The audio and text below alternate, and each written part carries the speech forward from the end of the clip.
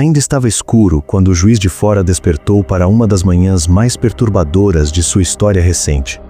O silêncio das ruas, quebrado apenas pelos primeiros sons da cidade acordando, escondia uma tragédia que começava a se desenhar muito antes do amanhecer. Em poucas horas, uma mesma família seria devastada de forma brutal, deixando uma cidade inteira em estado de choque. O autor era um homem de 42 anos. O cenário, bairros residenciais comuns. As vítimas, pessoas próximas, ligadas por laços de sangue e convivência. Nada indicava que aquela madrugada terminaria marcada por um episódio tão extremo.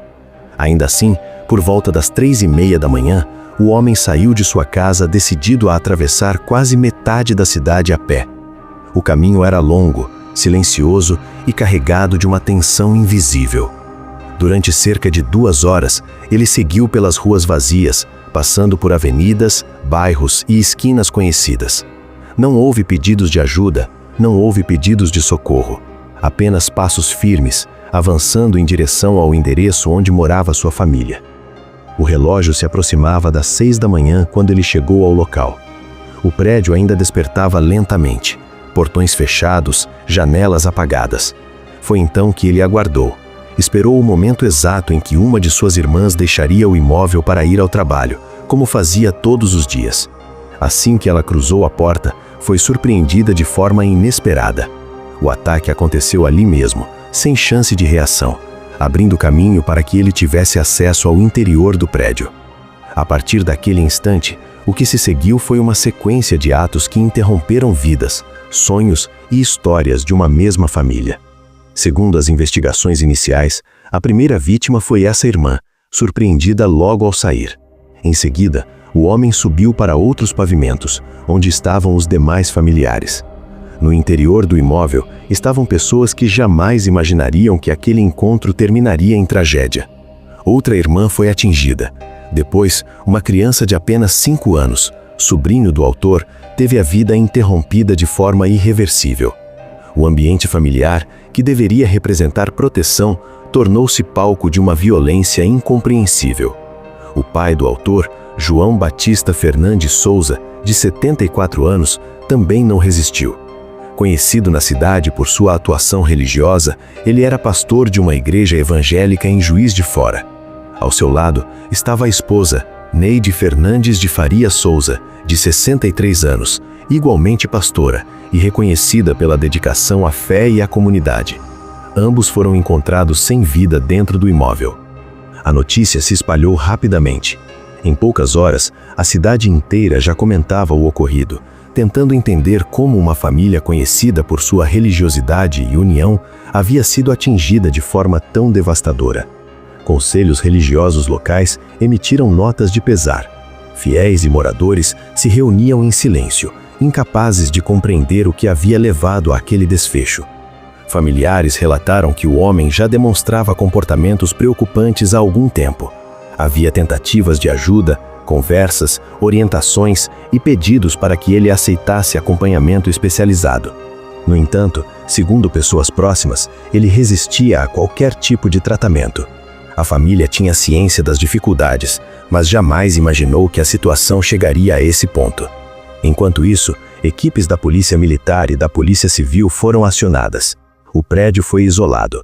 Técnicos realizaram os primeiros levantamentos no local, registrando cada detalhe da cena.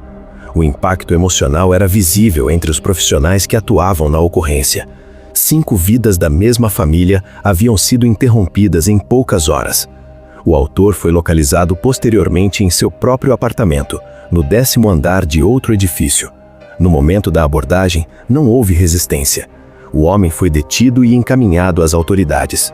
As investigações iniciais apontaram versões contraditórias em seus relatos, levantando ainda mais dúvidas sobre suas motivações e estado emocional naquele momento. A cidade, ainda atônita, tentava assimilar a dimensão da tragédia.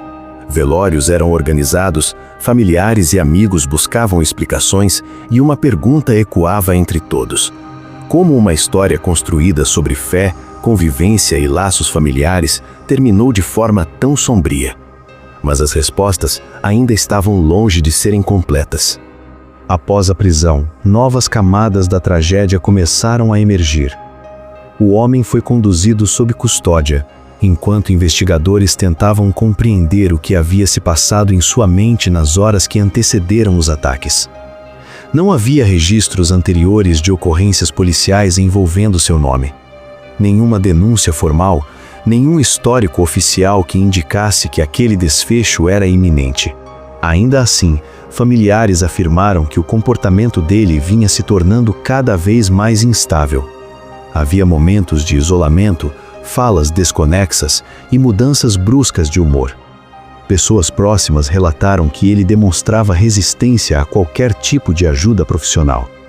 Mesmo diante das tentativas da família, ele se fechava, recusando acompanhamento e orientações médicas. Durante o contato inicial com as autoridades, o homem apresentou explicações confusas. Em determinado momento, mencionou uma suposta dívida. Não deixou claro se tratava de algo financeiro, emocional ou imaginário.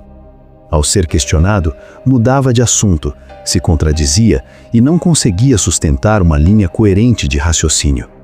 Essa postura levantou ainda mais dúvidas sobre suas reais motivações.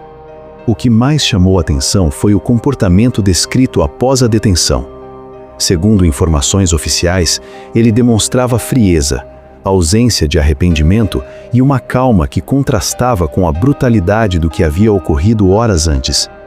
Para os investigadores, esse detalhe se tornaria um ponto-chave na apuração do caso. Enquanto isso, Juiz de Fora vivia um dia de luto coletivo. O nome de João Batista Fernandes Souza era lembrado por fiéis, amigos e moradores como símbolo de dedicação religiosa. Neide Fernandes de Faria Souza, sua esposa, também era reconhecida pelo trabalho espiritual e pelo cuidado com a comunidade. As duas irmãs e o menino de apenas 5 anos representavam vidas interrompidas cedo demais, deixando marcas profundas em todos que os conheciam. O prédio onde tudo aconteceu permaneceu cercado por um clima pesado. Moradores evitavam sair, outros observavam em silêncio, tentando compreender como algo tão grave havia ocorrido em um local até então comum.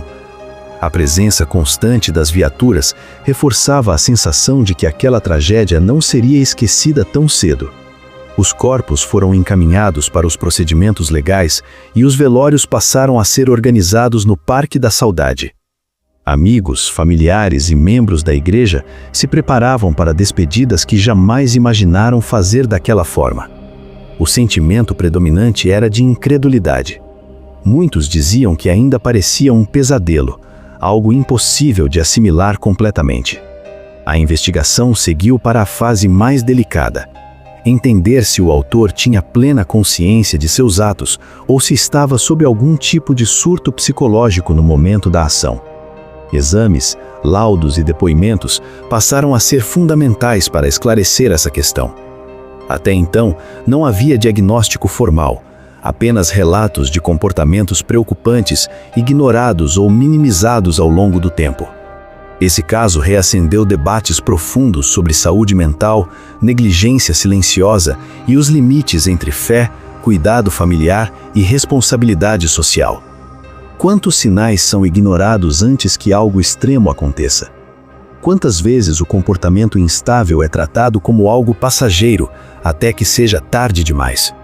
Para muitos, a tragédia serviu como um alerta doloroso, não apenas sobre violência, mas sobre a importância de ouvir, observar e agir diante de mudanças drásticas no comportamento de pessoas próximas. O silêncio, nesse caso, custou vidas. Juiz de Fora tentou seguir em frente, mas as cicatrizes ficaram. Histórias interrompidas, famílias destruídas e uma cidade marcada por um episódio que jamais será apagado da memória coletiva. A pergunta que permanece não é apenas o que aconteceu, mas como evitar que tragédias assim se repitam.